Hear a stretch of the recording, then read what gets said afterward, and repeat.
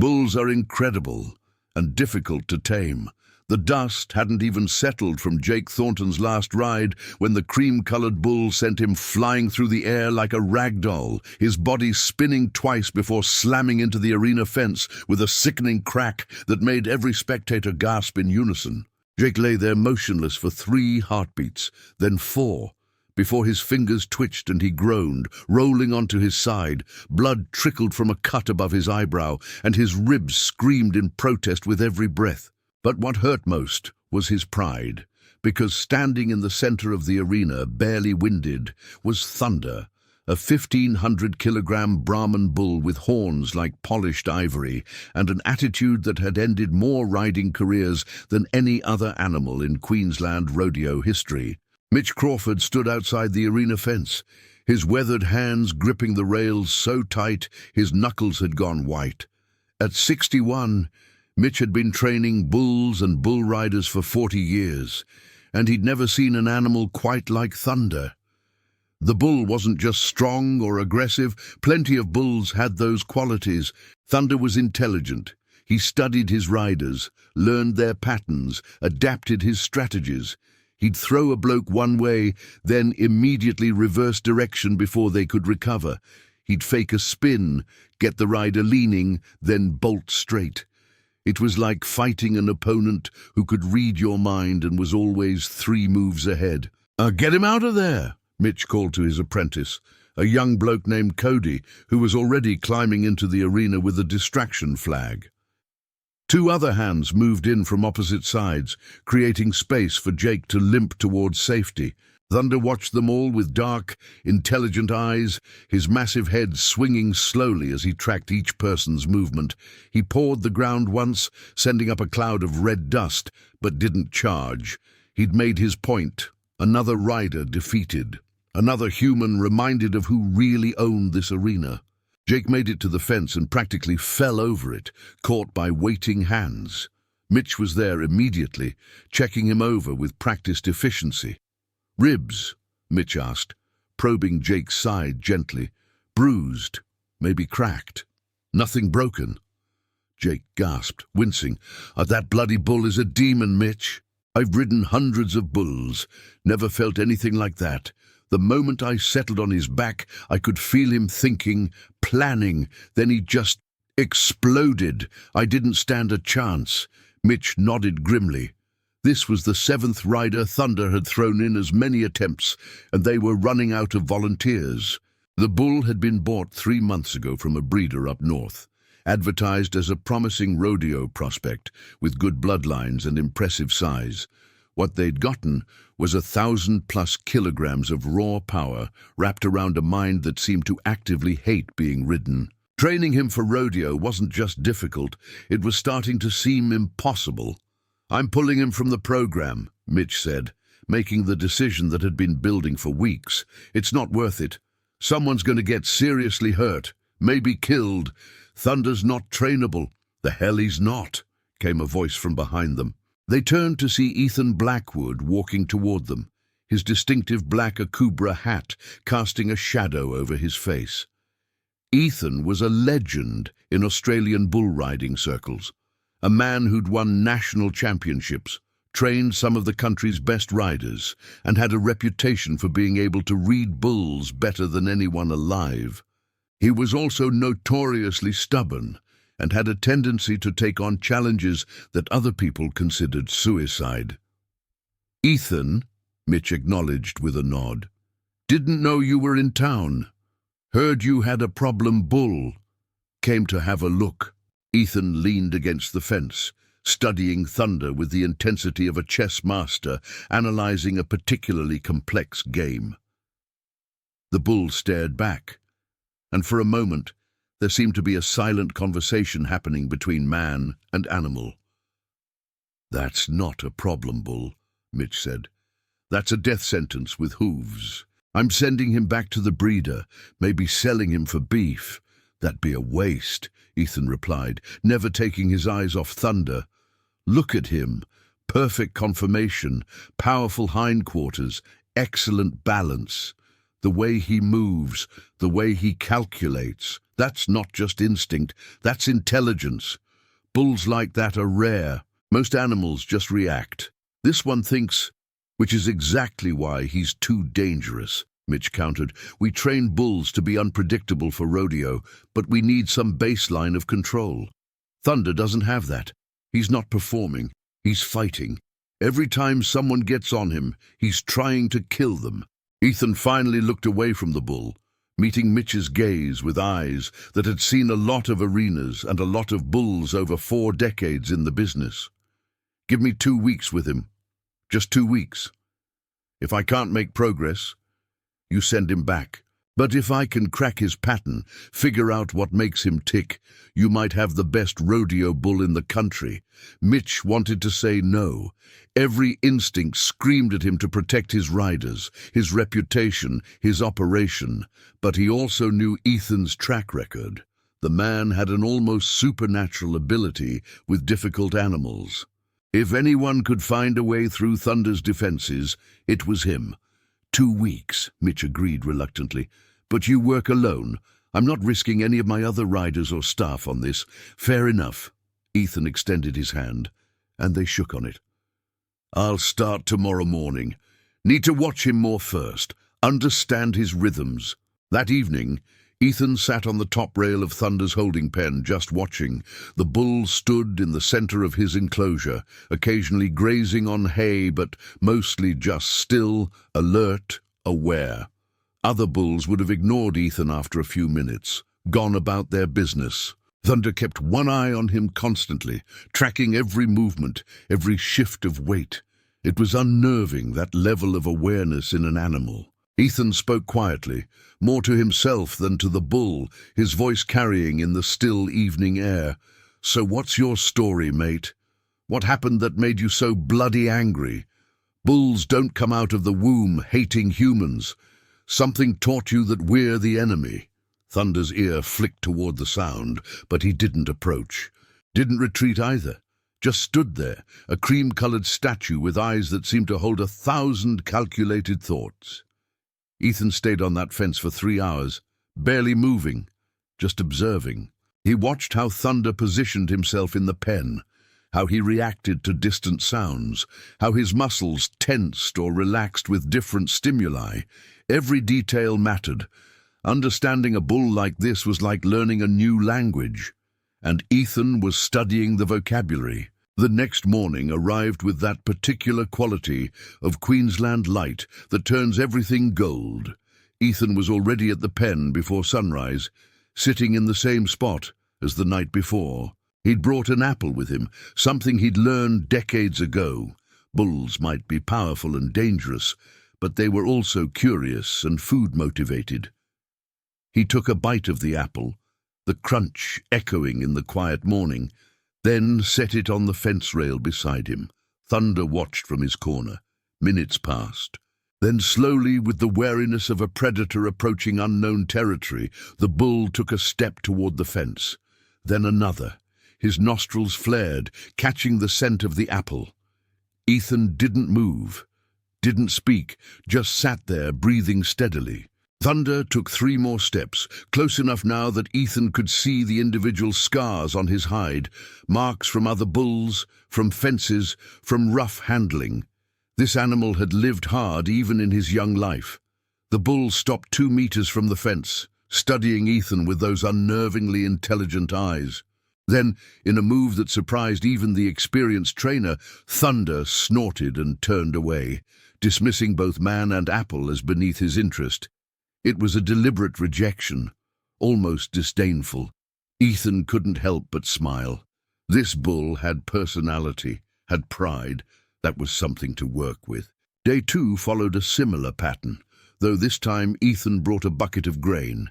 He sat on the fence, ate his breakfast, a meat pie from the servo, and occasionally rattled the grain bucket. Thunder ignored him for the first hour, then gradually moved closer. Not to eat, just to investigate. The bull circled the area near the fence, maintaining his safe distance, but clearly curious about this human who wasn't trying to force anything, wasn't demanding submission. By day 3, Thunder was waiting at the fence when Ethan arrived. Not close, but positioned where he could observe the human's approach. Progress, albeit tiny. Ethan poured some grain into the trough inside the pen, then retreated to his usual perch. Thunder waited until he was settled before approaching the trough, eating while keeping one eye on the man. It was like a negotiation, both parties establishing terms, testing boundaries. Cody, Mitch's apprentice, came by that morning to check on things. He leaned against the fence, watching Thunder eat, and shook his head in amazement. 3 days, and you've got him eating near you. Jake couldn't get within 10 meters without Thunder charging the fence. That's because Jake approached him like prey, Ethan explained, not looking away from the bull. Quick movements, direct eye contact, aggressive posture. Everything that triggers a bull's fight response. You want to work with an intelligent animal. You don't dominate. You negotiate. So when are you going to try riding him? "Pa, when he invites me to." Cody laughed, thinking it was a joke. But Ethan was dead serious. Forcing the issue with Thunder would just reinforce whatever trauma or bad experience had made the bull so defensive in the first place. The only way forward was patience, consistency, and respect. 3 things that were in short supply in most rodeo training programs. Day 5 brought a breakthrough. Ethan entered the pen for the first time, moving slowly and deliberately, keeping his body language relaxed and non-threatening. Thunder watched from the far side, muscles tense, ready to charge or retreat. Ethan didn't approach him. Instead, he sat down in the dirt, cross-legged, and just existed in the bull's space. An hour passed, then 2. The Queensland sun beat down mercilessly, sweat soaking through Ethan's shirt, but he didn't move. Finally, Thunder's curiosity overcame his caution. He approached, one careful step at a time, until he stood just 3 meters away. Ethan could hear the bull's breathing, could smell the distinctive scent of his hide.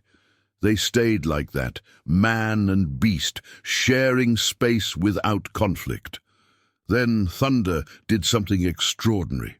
He lay down. Bulls are vulnerable when lying down, instinctively defensive about it. The fact that Thunder chose to rest in Ethan's presence was a statement of trust, tentative and fragile, but real. Ethan remained motionless for another hour while Thunder dozed, then slowly stood and left the pen. He didn't push for more. Trust was built in layers, and rushing would undo everything. By day 8, the transformation was remarkable. Thunder would approach the fence when Ethan arrived, would eat from a bucket the trainer held, would even tolerate Ethan's presence while he checked the bull's hooves and legs for injuries. Mitch came by to observe, barely believing what he was seeing. "How the hell did you do this? This animal tried to kill every person who came near him, and now he's acting like a pet."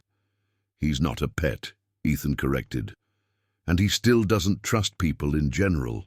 He trusts me specifically because I've shown him consistent, predictable behavior. No surprises, no aggression, no demands he's not ready for. Bulls are incredible animals, Mitch. They've got emotional intelligence that most people don't give them credit for. Thunder wasn't mean. He was scared and defensive. There's a difference. You reckon he's ready to be ridden?" Ethan considered the question carefully, running his hand along Thunder's muscled shoulder. The bull stood calmly, accepting the touch. "Not yet. We're building a foundation here, but the actual riding is going to be the real test. That's where his trauma lives, whatever happened before we got him. When someone gets on his back, all those old fears and anger are going to come flooding back. We need to approach it carefully, step by step."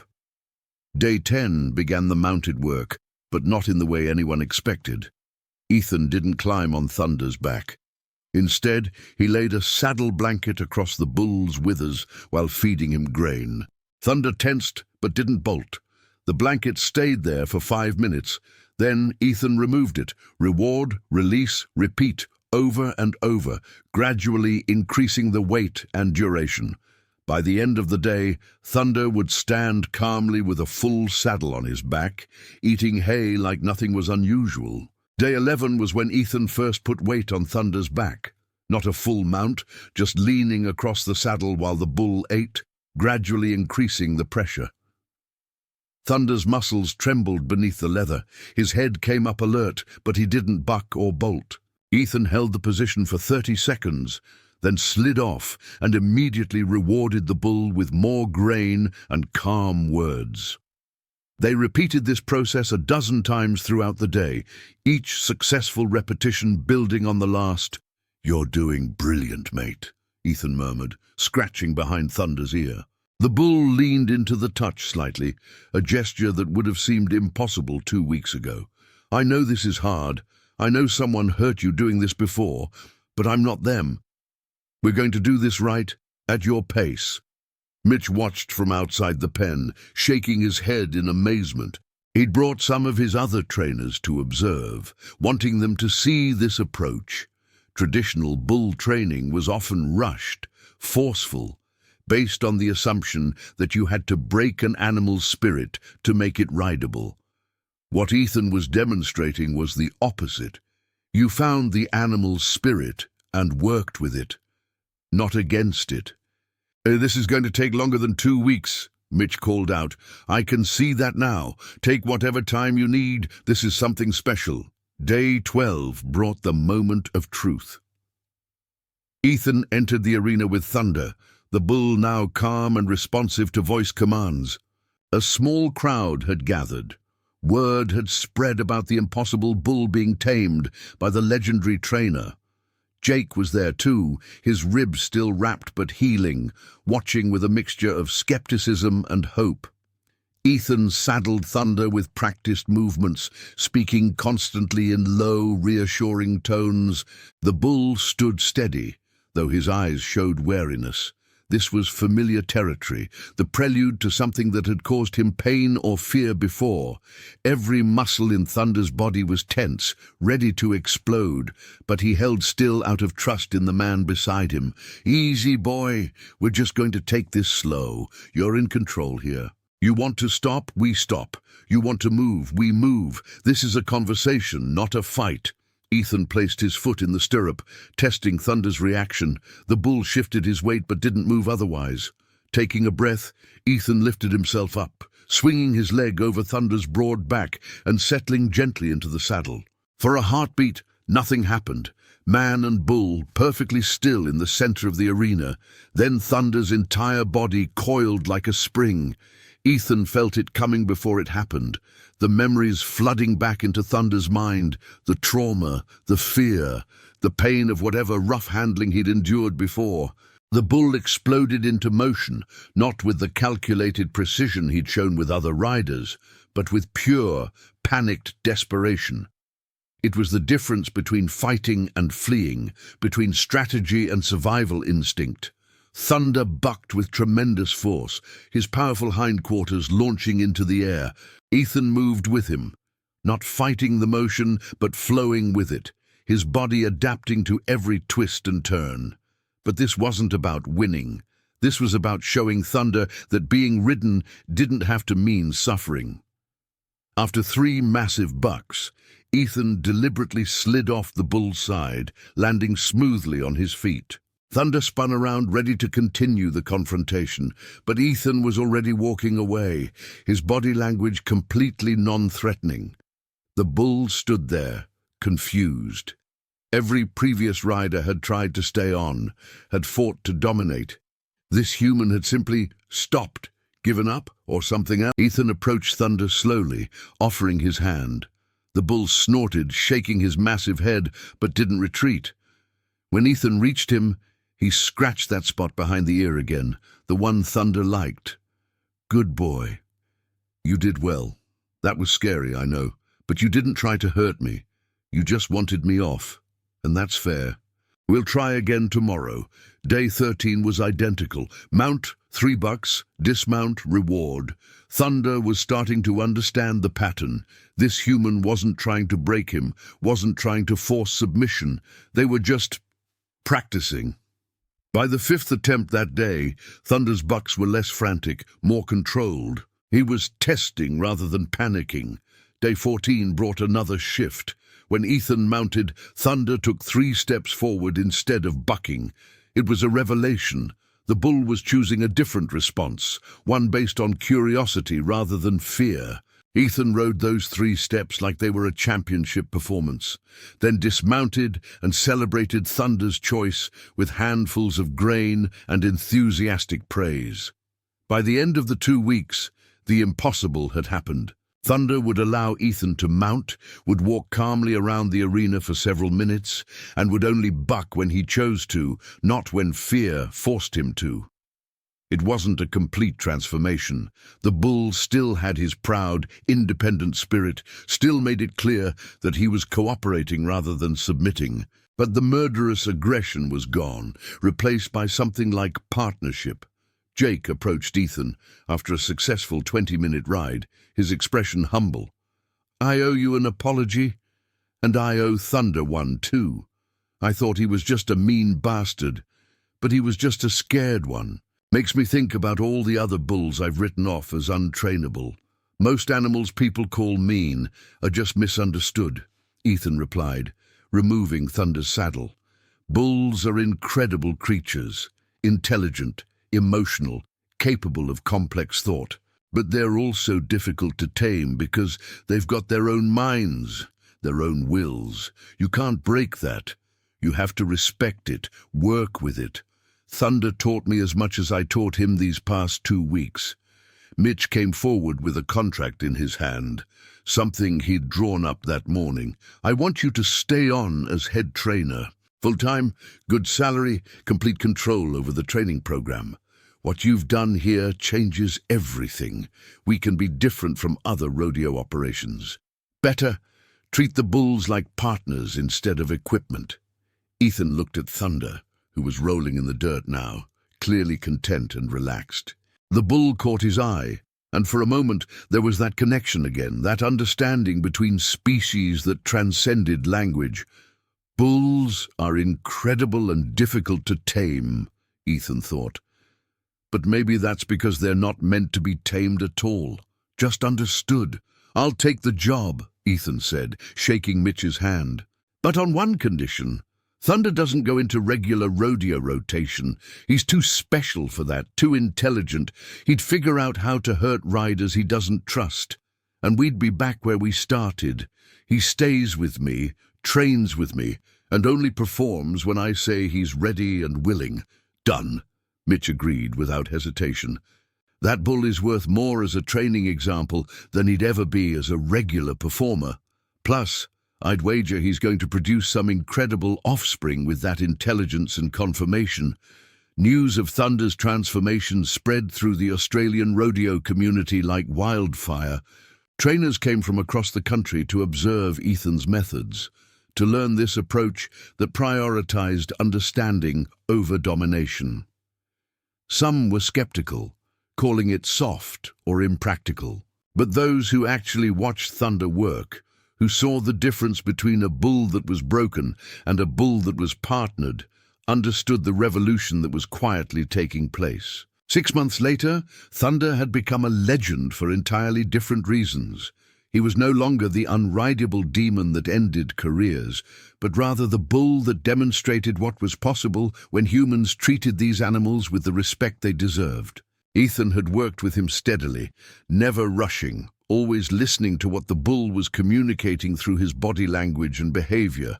Thunder had learned to trust, not just Ethan, but a small group of carefully selected riders who approached him with the same patience and understanding. The real test came during a regional rodeo championship. Ethan had debated whether to enter Thunder at all. The bull was thriving in the training environment, and competition added unpredictable elements that could trigger old fears. But Thunder himself seemed ready, even eager. The bull had learned to distinguish between practice and performance, and there was something in his demeanor that suggested pride, a desire to show what he could do. The arena was packed with spectators who'd heard the stories. Jake was there, fully healed now, and riding other bulls with a completely transformed approach.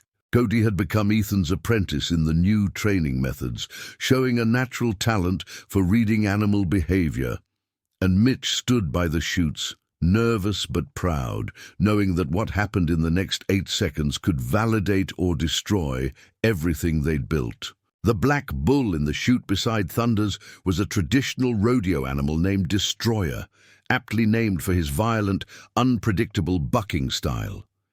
His rider was a cocky young bloke from New South Wales who subscribed to the old school of bull riding, domination through force, victory through outlasting the animal's fury. Thunder and Destroyer were scheduled to perform back-to-back, a stark contrast in approaches. Destroyer went first.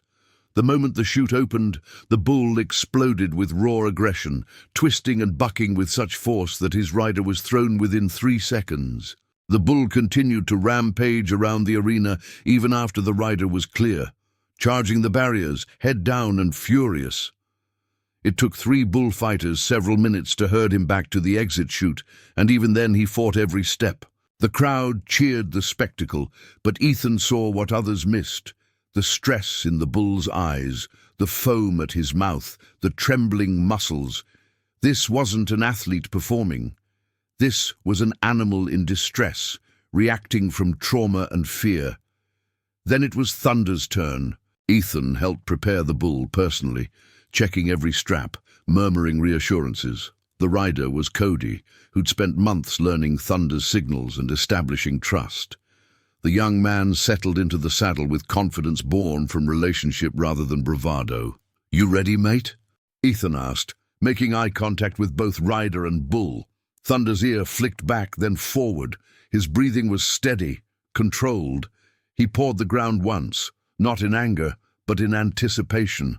This was an athlete about to compete, an animal who understood the task and was choosing to participate. The chute opened. Thunder burst into the arena with explosive power, but there was artistry in his movements. He bucked high and hard, spinning left then right with precision that came from strength under control rather than panic. Cody moved with him, their bodies synchronized in a dance that was equal parts competition and cooperation. The crowd's roar was different this time, not just excitement at violence, but appreciation for something beautiful, something that transcended the usual brutal spectacle. 8 seconds passed. The horn sounded. Cody dismounted smoothly, and Thunder immediately calmed, trotting toward the exit with his head high, looking almost pleased with himself. The score came up on the board, 92 points, a championship-level ride. But more importantly, both rider and bull walked away healthy, energized rather than traumatized. The contrast between the two performances sparked intense discussion in the rodeo community. Traditional trainers argued that Destroyer's raw aggression was what audiences wanted, what made rodeo exciting. But younger voices, trainers like Ethan and riders like Cody, pointed to Thunder as proof that the sport could evolve, could become something that honored the animals instead of breaking them. Over the following year, Ethan's training facility became the most sought-after program in Australia. Bulls that other operations had deemed hopeless were sent to him, and while not all of them transformed as dramatically as Thunder, the success rate was remarkable. Ethan discovered that most problem bulls weren't aggressive by nature. They were responding to poor handling, traumatic experiences, or simple misunderstanding of their needs and communication. Thunder himself never competed again after that championship ride. He'd made his point, proven what he needed to prove. Instead, he became the foundation of a breeding program that prioritized temperament alongside physical attributes. His offspring inherited his intelligence and power, but they were raised from birth with Ethan's methods, creating a new generation of rodeo bulls that were partners rather than adversaries. Jake found his way back to Ethan's facility one afternoon, a year after that fateful first encounter with Thunder. He stood at the fence, watching the cream-colored bull graze peacefully alongside some younger animals. teaching them through example how to coexist with humans. "I came to thank you," Jake said when Ethan joined him. "Not just for saving my career, but for changing how I think about what we do. I was part of the problem, treating bulls like machines that needed to be forced into compliance. Thunder taught me they're individuals, thinking and feeling, deserving of respect." "He taught us all that lesson," Ethan replied, watching Thunder with the affection you'd have for an old friend. "Bulls are incredible creatures, Jake.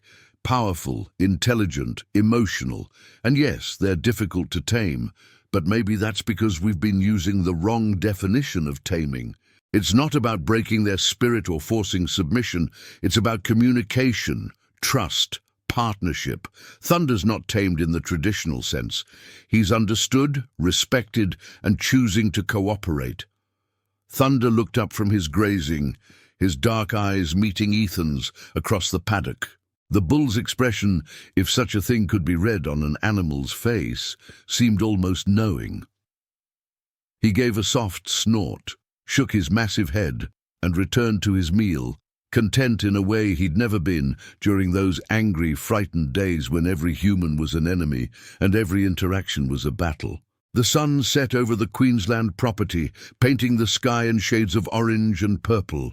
Ethan remained at the fence long after Jake had left, just watching Thunder and thinking about the journey they'd shared.